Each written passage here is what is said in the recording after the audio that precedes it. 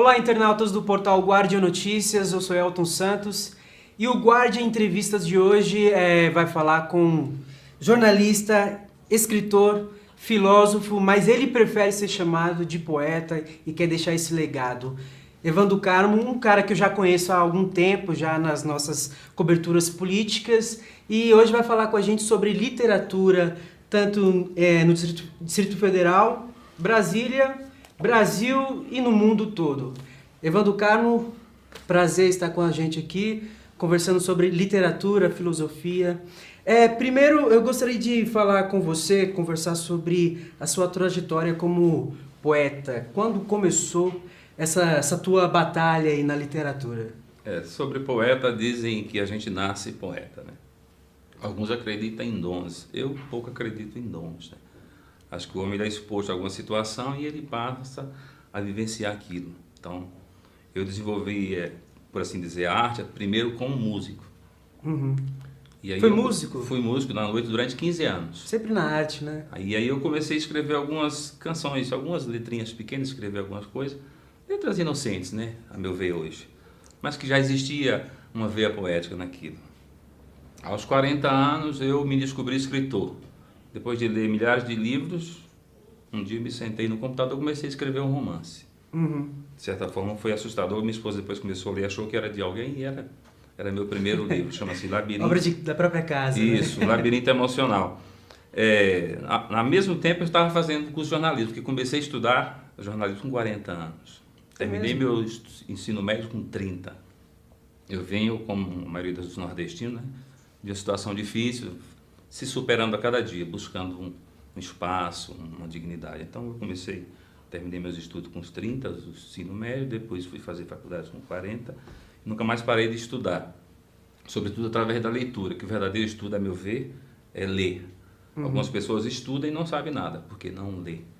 Então depois eu me descobri escritor, como falei, e daí comecei a escrever poesias, larguei a música de lado, passei a achar que a maior arte é a literatura, porque você imprime, é uma coisa que realmente fica para sempre. Você, por mais que alguns escritores digam que não vão ser lembrados, a gente lê os livros bíblicos, Platão, 500 anos antes de Cristo, Sócrates, ninguém esquece esses caras. Lembra Então, até hoje, né? O topo da vaidade da arte, a meu ver, é a literatura, escrever.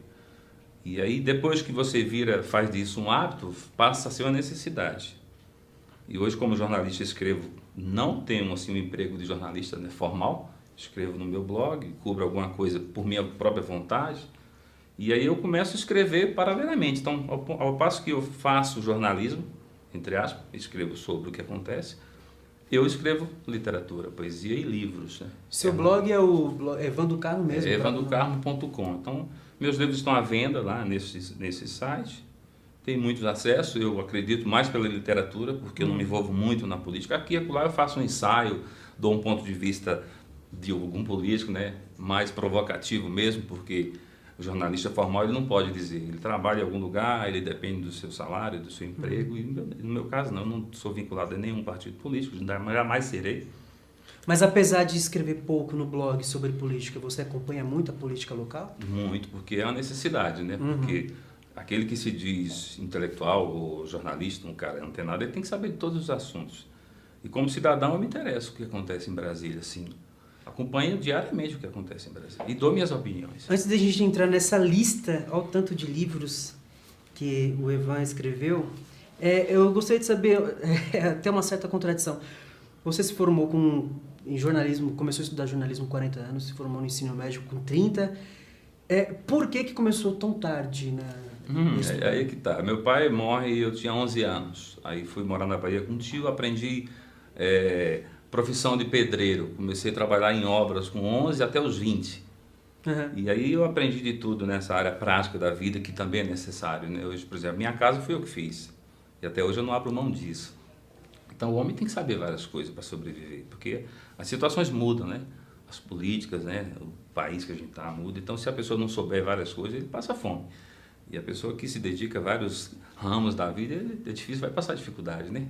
Então é por aí. Assim, o dito popular diz que a gente tem que plantar uma árvore, ter um filho e escrever livros. Aliás, escreveu um livro, né? Uhum. Você já escreveu vários livros. Filho já tem? Bastante. Tenho filhos, tenho netos e já escrevi vários livros, plantei várias árvores. Já plantou árvore? Bastante. Vamos lá, começar. O mais recente é o Salve o Leão, Ensaios e Contos. Na essência, o que você quis dizer com esse livro? Este livro é um apanhado de 7 anos de estudo na área de filosofia e de literatura. Então, cada dia eu escrevi um ensaio, um conto e fui guardando isso, né?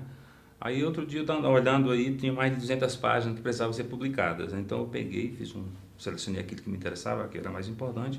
Então, tem ensaios aí sobre religião, sobre política, sobre a alma humana. Eu trabalho muito essa questão da existência. Por que a gente é tão angustiado, a gente nunca está satisfeito com a vida, com as relações humanas, né? O pseudo-amor nunca está satisfeito, as pessoas nunca alcançam aquela dita felicidade. Então, a minha filosofia é em cima disso, né? O objetivo da vida, o que a gente busca aqui.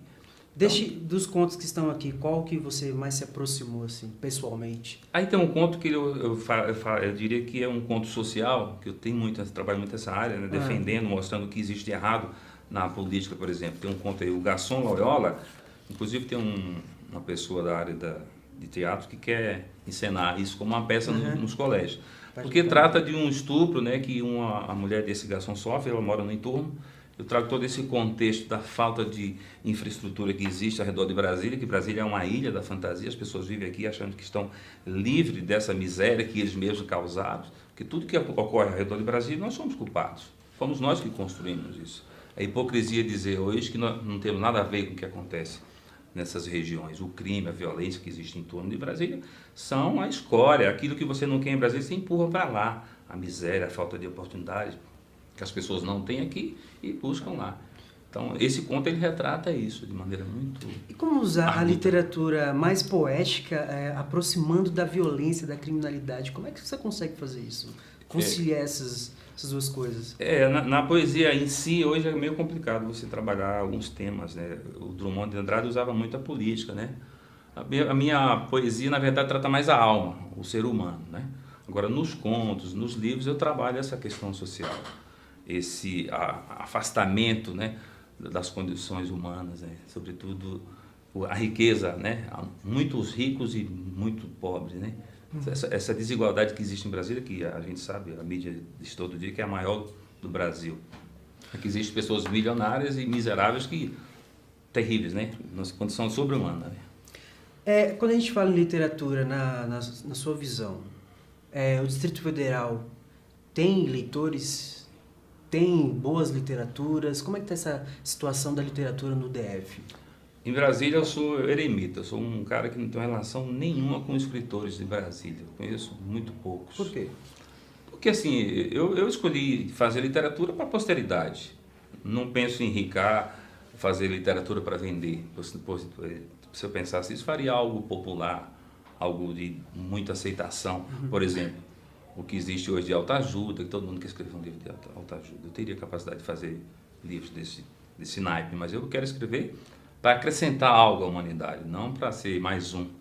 Evidentemente que, como todos que pensaram assim, não foram reconhecidos em vida. A exemplo de Fernando Pessoa, não publicou mais do que um livro em vida. E hoje é reconhecido como, para mim, o maior poeta do mundo, e também da língua portuguesa. Porque esses caras vivem a angústia do isolamento para produzir algo superior, maior do que as mesmices que existem. Por exemplo, eu posso citar Paulo Coelho, por exemplo, né, que é reconhecido no mundo todo, mas todos os críticos literários do mundo acham ele um lixo da literatura. Existe uma expressão de um... Mas ele vende milhões.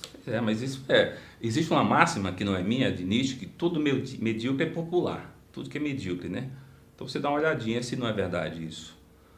Por que hoje a música da axé arrebenta? Por que essas músicas da besterol arrebentam? Porque é popular. Qualquer idiota aprende, sai repetindo e vira o que virou. Nós estamos num país do consumismo, né? Exatamente, a coisa rápida. Né? Você pode ver que até as televisões hoje perderam. A televisão, que seria a Globo, que tinha a questão de elite, né? Ser um pouco elitizada, hoje ela bregou geral. Você vai ver um contra Fátima Bernardes, está lá o pessoal dançando, eu quero tchu, quero tchá. Essa semana tem um tal de Eduardo Costa lá, quer dizer, que ela nem conhece, mas foi mandado para lá. Ou você põe uma coisa popular na mídia, ou você não tem audiência. Mas esse problema, na sua visão como poeta, filósofo, jornalista, escritor, esse problema está onde? Está na escola, está dentro de casa? Onde é que está esse problema? Está nas políticas públicas. Porque o povo é ignorante, por quê? O povo não é culpado de ser ignorante. Quem é culpado do povo ser ignorante são os políticos. As políticas públicas que não funcionam.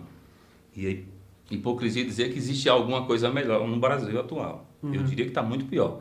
Olha a Tropicália, olha a Bossa Nova, olha o que ficou para trás, se não é muito melhor. Sem falso saudosismo, né? Evidentemente. Mas não tem como a gente fugir do clássico. Essas coisas ficarão para sempre. Você acha que daqui a 1000 anos alguém vai lembrar do que está se tocando hoje? Ou do que está se lendo hoje? Livro de Crepúsculo, né? Crepúsculo. Vampiros e tal. 50 tons de cinza. Essas coisas que se tornam populares. Se daqui a 1000 anos vão lembrar disso? Não vão, cara. Mas você quer que daqui a 1000 anos lembre do Salve o Leão? Não, isso aí vai o tempo que vai dizer. Então, quando é que uma obra se torna construída com sangue, no caso da literatura? É Kafka, é Fausto, é Platão, é Sócrates, Dostoiévski, Camus, Tolstói, esses caras que estão aí, entendeu? São referências e sempre serão como clássicos, imutáveis. O valor deles todo dia se renova. Então, no futuro, se a obra persistir, é porque era boa. Se era ruim, ficou no tempo. Esse para mim é o crivo especial. Até onde eu sei, aqui no DF tem a Academia Taguatinga, né? Academia de Letras de lá. Essa academia representa bem o... Não. Pelo pouco que eu sei, igual eu falei, eu não vou ser contraditório, mas o que eu já li, já ouvi, tem aqui, eu poderia citar como alguém que ainda se preocupa com a cultura local, é aquela editora Tesal, que é de um português, paradoxalmente, né? E aí passou para o filho dele, o Tagore, que é um menino fantástico, ele cuida disso, ele edita vários artistas, né? Eles dá toda a vida deles em cima disso, mas a gente não tem apoio, né? Eles vivem desse financiamento aí que existe do governo, que incentiva o FAC, acho que é uma coisa assim. FAC incentiva a cultura. Nunca fui atrás disso, acho burocracia demais, acho que o artista tem que se valorizar, acho uma falta. Mas não é uma forma, uma política pública para valorizar justamente a essa cultura, a literatura? Tudo. E aí aqueles que fazem uso disso, alguns professores, conheço tem um professor que escreveu um prefácio num livro meu, ele faz uso disso, todo ano ele publica um livro através disso.